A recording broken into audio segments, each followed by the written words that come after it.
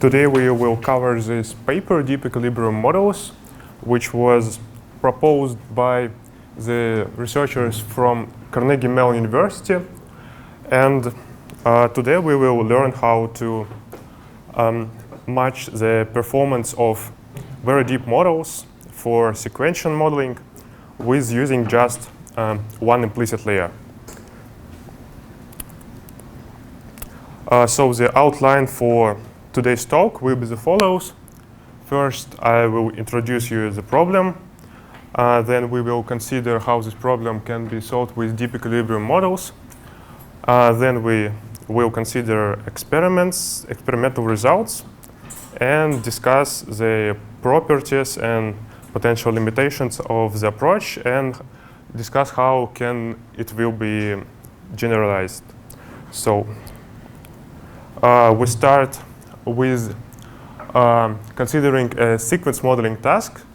So basically what we have is some inputs x, which are sequential and have the shape t for the time axis and embedding size p. And the outputs of the model is the sequence 2, so it's like a many-to-many sequence model, which is constrained by that for each output y t, it should depend only on those x's from time 1 to t. So in applications for such models are language modeling and some time series and many more. So it is like a common knowledge that people like to use very deep models for various tasks because they can use some features from previous layers and combine them in various ways. So the known limitations of using very deep models is that the number of activations which you need to store when you're doing forward pass for your subsequent backward pass is proportional to the number of layers of your model. So, and this is the problem. For this problem, there are known solutions. For instance, it's the gradient checkpointing when you want to reduce the number of activations which you want to store for your backward pass, using such a sparse scheme for storing these activations and doing some additional forward passes to restore the activations for the backward pass during this backward pass. And this is using this scheme, we can reduce the number of activations by the root of the number of layers. And there is also an approach which was discussed in the previous seminar, the neural ODEs, which actually don't need to store all activations on the forward pass for the backward pass, because it is kind of restoring it during the backward pass using these black box solvers. And the approach we will cover today will be kind of similar to the narrow ODEs approach. So consider a common deep sequence model. There is a number of layers, and there is an X, your data, which you usually feed to your sequence model. So, and each layer usually consists of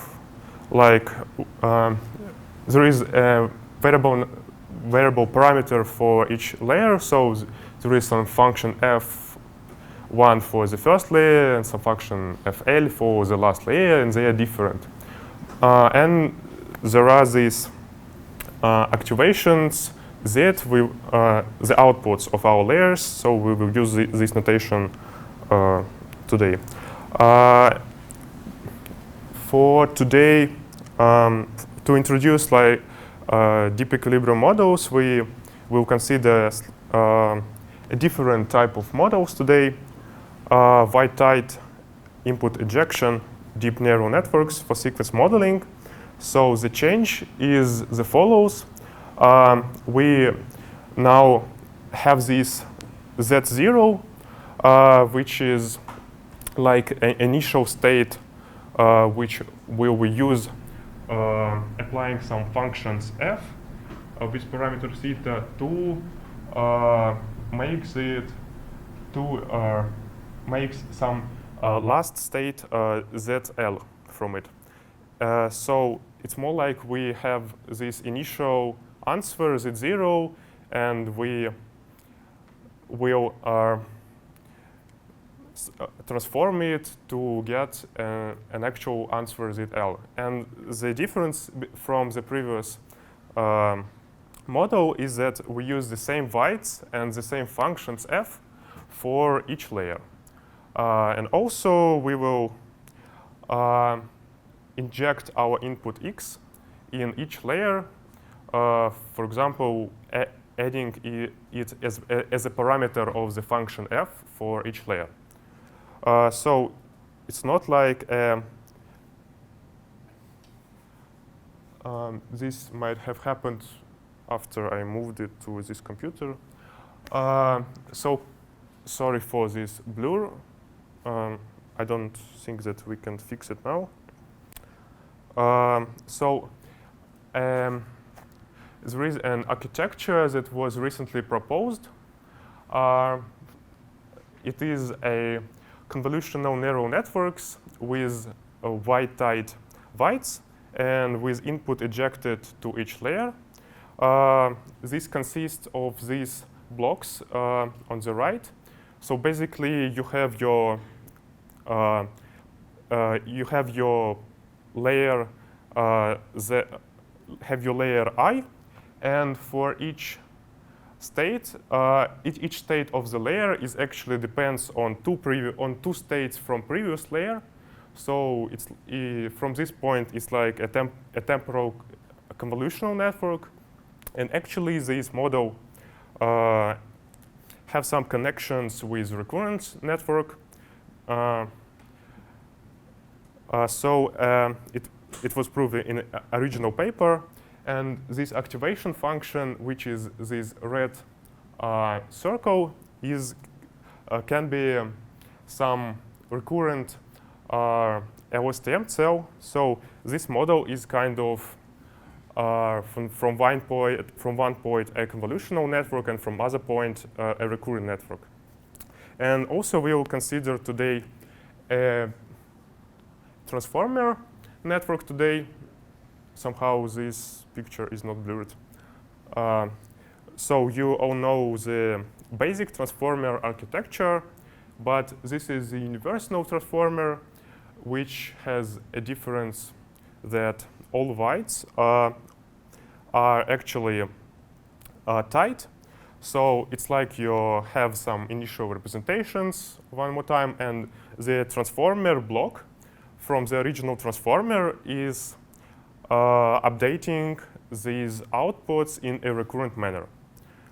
But usually, transformer architecture is not written in the form of with injected inputs.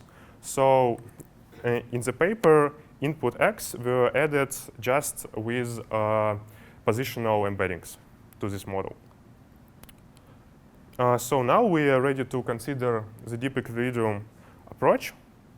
So we have these layers of our network which are applied in this recurrent pattern of updating initial state Z until like we obtain some good answers for our task. So the natural question for now is to ask what is the limit of such approach. If this limit exists, we will name it an equilibrium point of our model. And so, and I'm sorry one more time for this. It was unexpected. So we have these graphs. I will just explain to you what was in there. So we have these graphs which empirically show that actually if we take our trellis network on the left and transformer network on the right and consider applying many layers to it, say 500. And we want to know if the difference in outputs of last layers are kind of the same. So if these outputs converge to 0, that means that our after stacking many layers, we finally get our equilibrium point. And so it was like seen, its initial motivation, these outputs actually converge. So how this can be useful for doing our training faster? So imagine now that we can somehow reliably get our equilibrium point, for instance, stacking an infinitely many layers for our networks. So what can we do with it? So Z0 is our equilibrium point, the output of this very deep network. And let's denote this like this parameters of our function f, which is our layer. So the function f depends on our z, current output of the model, and it depends on inputs which were injected. And so we write here an equilibrium equation, meaning that our Z0 equilibrium point is not changed after we apply a layer one more time. So, and then we apply here an implicit differentiation theorem, meaning that we consider our output Z the function of our parameters, and we differentiate these equilibrium equations with respect to parameters and get the following. So on the left part, this is the derivative of the output equilibrium point with respect to parameters. And on the right part, there is a direct derivative of our output with respect of our function f with respect to parameters plus the derivative through our equilibrium point, which is derivative of our function with respect to equilibrium point times derivative of equilibrium point with respect to parameters. And so actually the green underlined things are known for us. The first green part is just a derivative of our layer with respect to its parameters. And the second part is the derivative with respect to its input z. So these parts are known and can be calculated just with Partosch's autograd. And the right part and the red parts here we want to know. So if we want them, we can do backprop actually, because this is derivative of the output of our network with respect to parameters, and we can just rewrite it in this form. And so this is the same equation, and let us denote this function z, introduce this function z, which is the difference of f of equilibrium point minus equilibrium point. And actually this thing of which our derivative is multiplied is just a Jacobian of the function g at the point or at the equilibrium point. And so plugging it here, we get our expression for the derivative of equilibrium point with respect to parameters. And actually, that is. So we somehow managed to do derivative of our output with respect to parameters not considering the way that this equilibrium point was obtained. So we will not do backprop through all these layers of network. We just do the backprop using this equation. But it seems a bit strange. So we're not using the activations from the previous layers, for example. Is it okay?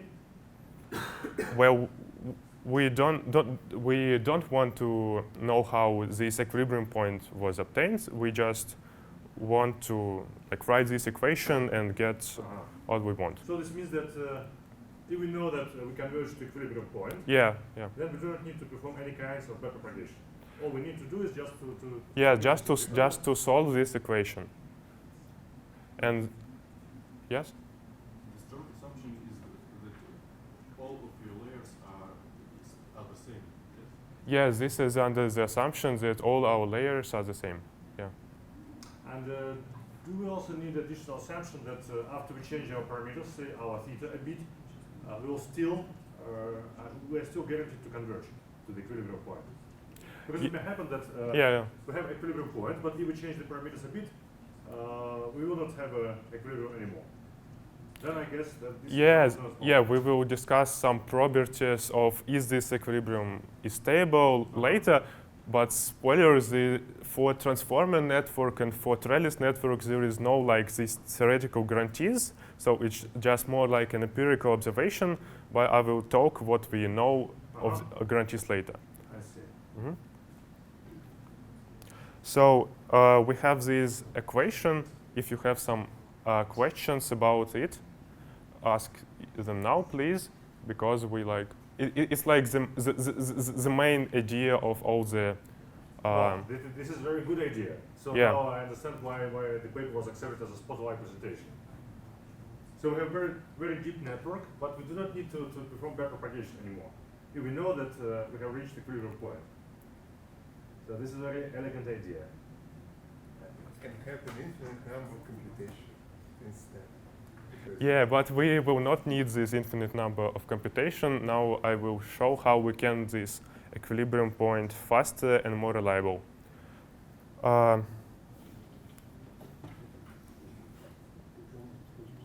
So yeah, this is just how we will derive the gradients of our loss function with respect to parameters of the network. So we just have this guy which was calculated from the previous slides, the derivative of the equilibrium point with respect to parameters, and we just plug it here.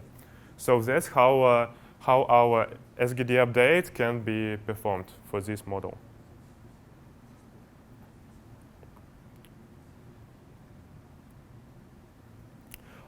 So actually, for obtaining the equilibrium point, they don't do this kind of stuff with taking an infinitely many layers. They just use any black box root finding method for it. So what all we want to do is just solve this equation so that f of equilibrium point minus equilibrium point is 0. So if we can solve this equation reliably, we got our method for finding these equilibrium points. So, and they used a quasi-Newton method for solving this equation, Broyden method. So this is an iterative scheme for this method. We have some initial Z0, and we update it with an iterative scheme of the Broyden method using the following expression, where B is an approximation for Jacobian inverse of function Z or of function G, and alpha is the step size. One question. Are we guaranteed to have just one equilibrium point for the Equinix? So for these models, trellis network and transformer network, they had actually a 1 point. So they were, when they were using Broyden methods, they were getting the same point. They were obtaining staking many layers, and that's but like theoretically we need like our function to be conjective, so we need some contractive, so that we ensure ourselves that actually there is a unique solution for this equation. Can we guarantee that Travis and transformer networks model contractive metrics? No. There is just traditional restriction cell activation function. No? There is like a known thing for them that they have these layer norms, and so some kind of function there which restricts, which makes them more contrastive, but like the strict proof that they are contractive is, no, we don't have it now. Okay. So on in this graph, we potentially can see why the Broyden scheme is actually good for us. So what we have here is on the x-axis is the number of function evaluations that we do, and on the y-axis this is the difference between the last adjoint layers. And so the blue line is the plot for a transformer when we just take many layers. This is for epoch 12. So, and the the orange line here is what we got using Broyden method. So just Broyden methods, using Broyden methods, we get this equilibrium point more reliably, but this is just an empirical observation. So actually our scheme for method looks like this.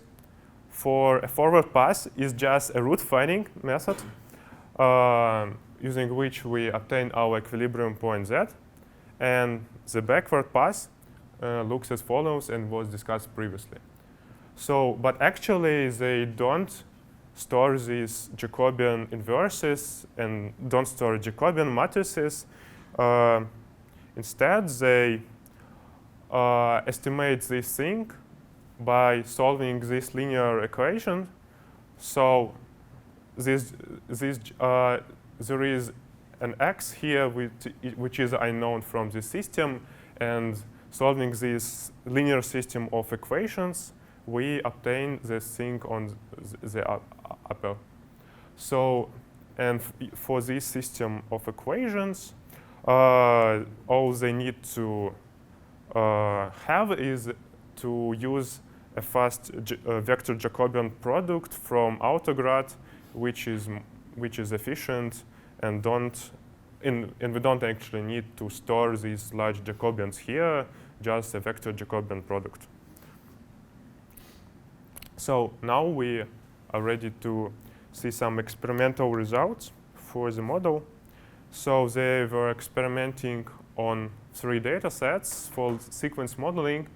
First one is a copy memory task, when you need to copy a sequence of digits and before some delimiter. After this delimiter, where previously were zeros, and you need to set zeros before the delimiter. So this is just stress test for which RNNs were proven to solve this kind of poorly, but this model will do better. So, and second is a Penn-Trebank data set for word level language modeling. This is a medium-sized data set with vocabulary size of 10,000. So this is data set without punctuation, without capitalization, without numbers. And the third data set is a much larger corpus, which was obtained from Wikipedia, and have a large vocabulary size and no punctuation retained and no numbers retained and capitalization.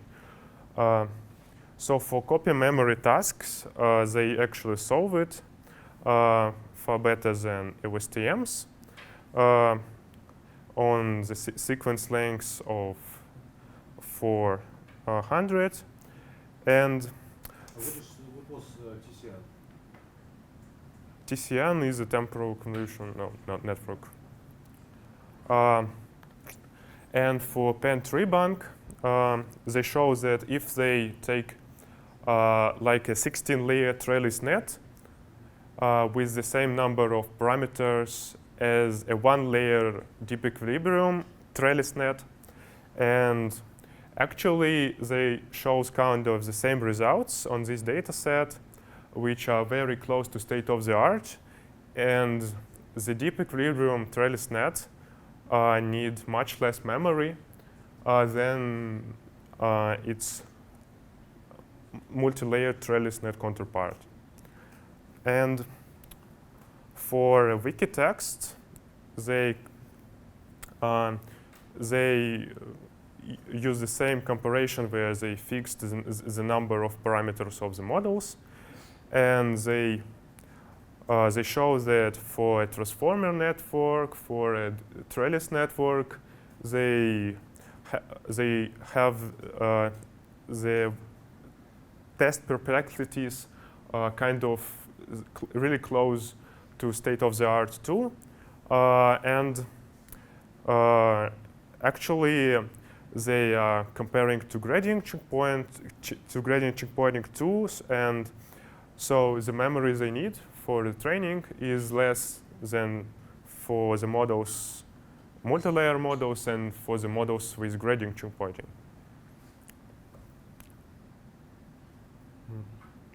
But a problem here that these models are kind of slower than the multi-layer counterparts.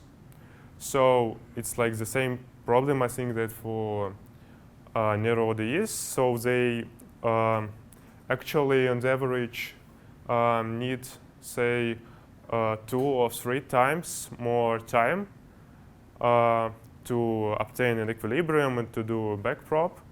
So, but actually, and also there is a problem with mini batches because, like for some x, the model need one number of iterations of this root finding scheme, and for other x it need more iterations. So kind of if you have a fast x in your mini batch, and so it's need to wait until all x's in the mini batch are calculated. And actually, you don't need for these models to use like a very low tolerance for your Broyden methods. You may want to increase your tolerance, so trading your precision for speed here, and on average you will get something around 1.5 time for your model. So in this graph, it is on x, it is the tolerance that you have, and on y, it is the validation perplexity. So when you start to increase your tolerance, you still have kind of the same perplexity, but like if you increase it too much, your model will just, yeah. And what is tolerance here? Tolerance is from the Broyden method. It's the norm of your G. So it's like how close to 0 you want your. I see. So, like the natural question to ask here: do we have the same equilibrium points like always, and what are the guarantees? So there is another paper there which try to pose, which try to set some conditions. So we have here our equation for equilibrium, which is our state equals some nonlinearity function over a linear transformation of the state plus some constant. And they pose some sufficient condition of a matrix A. So if your nonlinearity phi is contractive, which can be like ReLU activation or some other types of activations. And so what are the sufficient conditions for the matrix? So basically, they prove that an operator norm of this matrix should be less than 1. So meaning that for, let's say, L1 norm, your maximum in each row should be less than 1. And for L2 norm, your maximum eigenvalue should be less than 1.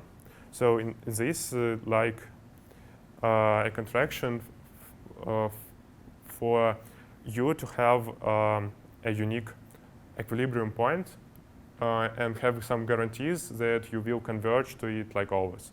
So what do you mean by uniqueness here?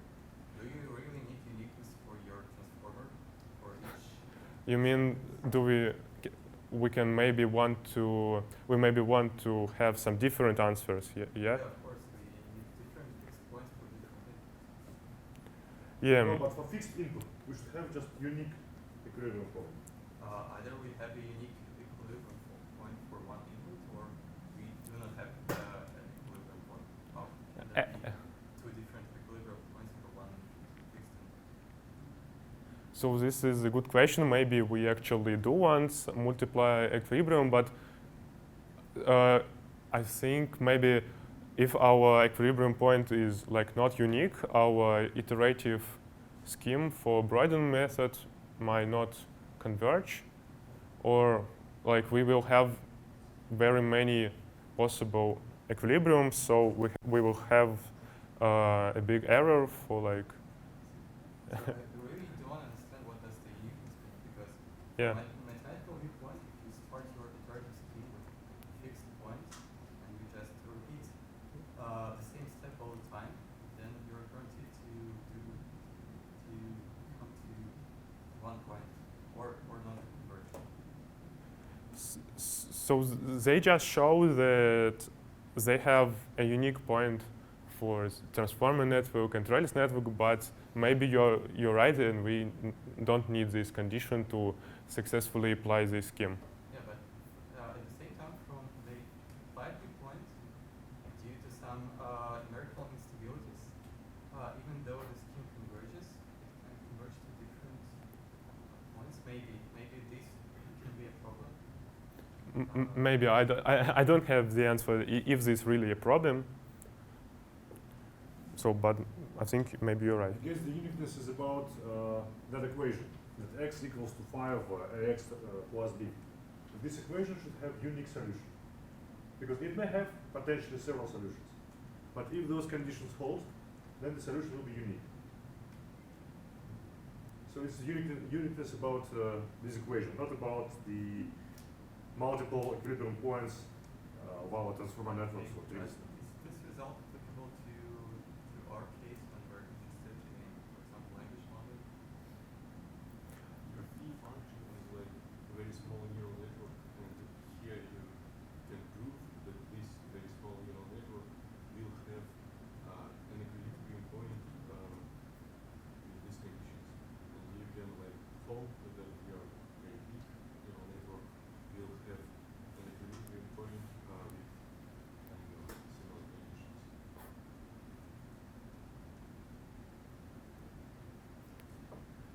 I think that probably the answer is following. Of course, if you just compute your output of your recurrent neural network or your transformer network in the usual way, you will converge to just one point, or you will not converge. You can't converge to several points. But if you use this fixed point equation for trying to compute the output, then potentially using different initial conditions, initial approximations, you may converge to different points. If there is not, if there are no guarantees for uniqueness of fixed point. So this is it. If we have guarantee that we have just unique fixed point, then instead of performing forward propagation, we may just use fixed point equation for computing the output. And this was the ideal debate. That instead of performing forward propagation, we are using fixed point equation. So, in your explanation, what is the factor that changes? Is it the input of the network or The input of the network is fixed. Okay. But even if the input of the network is fixed, if I'm using fixed point equation for computing the output, potentially we converge to different points. And if I have guaranteed that the fixed point is unique, then we will converge exactly to the point which is the output of our network. Okay. I think there is some notation confusion here.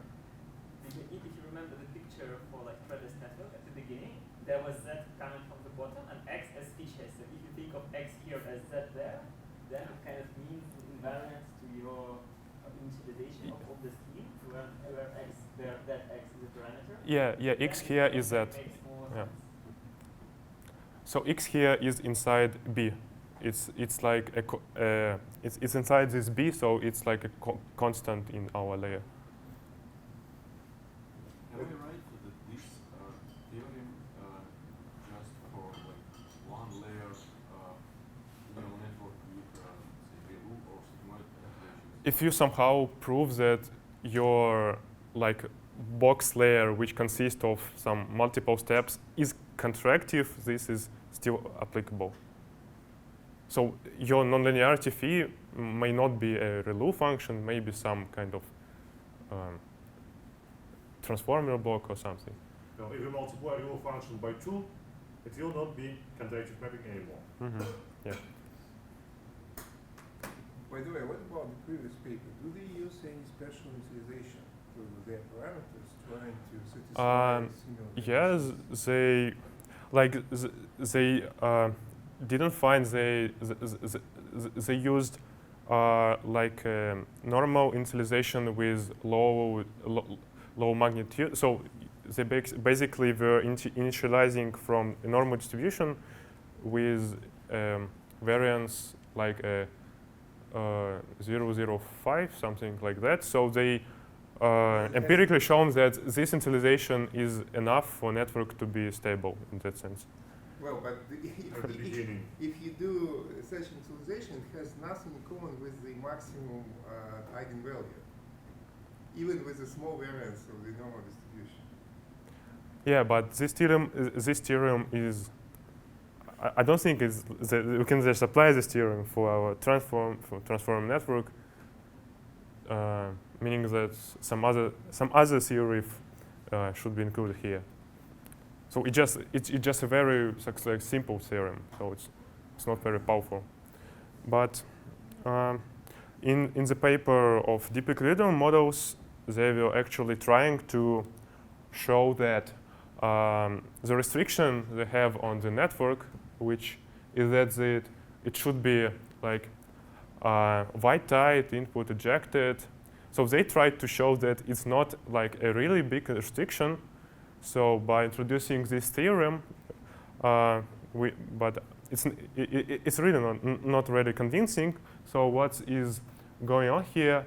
We have like some feed-forward network on the left, where input x is fed in your layer, linear layer with some nonlinearity, and after that your Z2 is fed in another layer and another layer. So and on the right, they actually take all the matrices from all your layers and put it in this low diagonal shift operator, so that applying this big weight matrix to your initial state, using a white tight network, you will get the same results as if you were applying like this feed-forward network.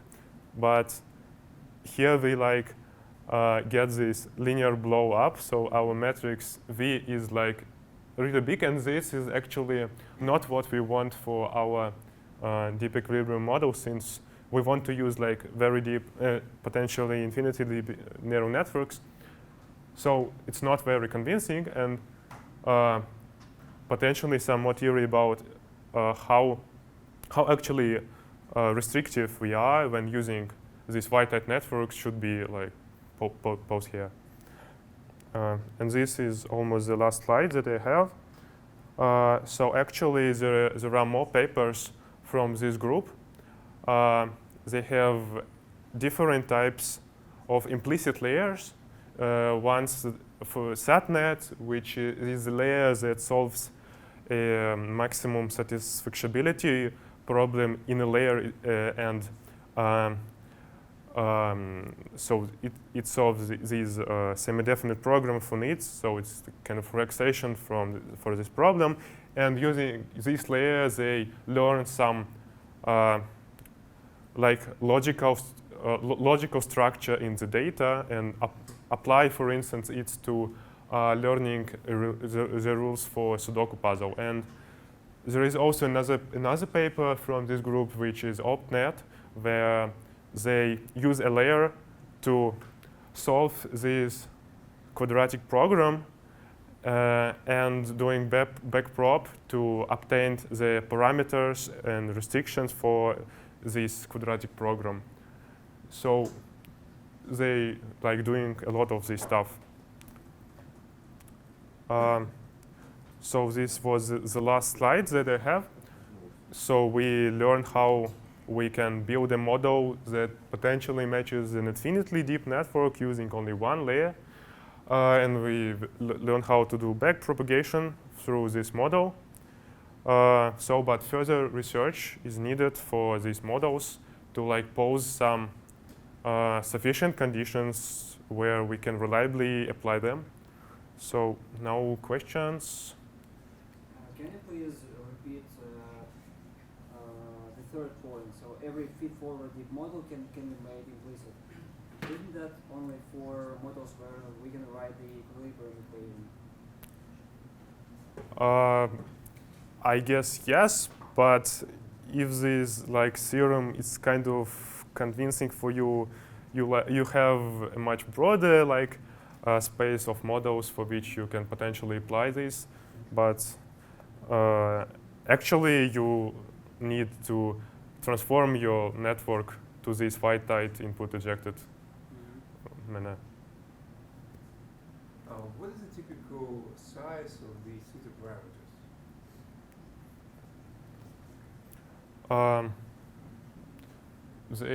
In the pyramids, they were matching these parameters to make the whole parameters of the network like the same as for multi-layer models. So I just have some numbers for this in application for the Wikitext, for instance. So the whole number of parameters for the DEQ transformer model is like 100 million. So I don't have the actual number for each parameter of the transformer network. Does this mean that you're trying to solve this equation with Breuer method in 100 million of parameters set? Yeah, I guess yes. And you converge to the optimum in just 100 of iterations? So they claim that yes. Your graphs with the convergence rate. It was tolerance. It was 10 to minus 7 in tolerance. That's kind of. By the way, could you anyway return to this convergence graphs? This one, yeah. For the Breuer? No. This one. Yeah, yes. Why we have here linear convergence? Shouldn't be superlinear, because you just make a quadratic approximation to the function. I don't have the answer why is this like this type of convergence. Or this is just because they do actually an inexact solving of a linear system with Jacobian matrices.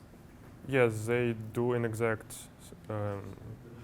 So maybe it's it's actually that maybe that they didn't pose a problem like right. So the Breuer method may need more iterations than it may need in theory for some good types of functions. They approximate the Jacobian, right? So maybe it's because of that. No. They do not approximate. They run the linear solver for exact Jacobian times vector operator, but solve this for sure, in an exact manner, if you have 100 million of parameters, you can't run 100 million iterations But for 100 solving every linear system. Was 100 million including But readings?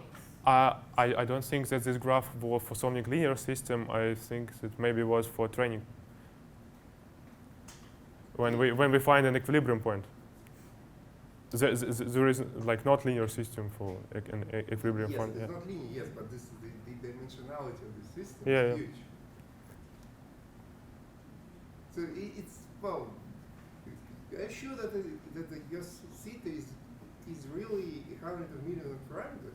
Because I don't believe that you are able to solve such a huge system just in the 2 seconds that you show in the forward propagation time. Yeah, I will check for that. Maybe that's a GPU cluster. TPU. GPU. Maybe. Okay, any more questions? Actually, the technical question, how this model can be applied for like the inputs of different lengths? So the sequence modeling frequently require you to be able to model different lengths. You just split your sequence in the number of parts and solve it sequentially. So in the paper there is a part about it.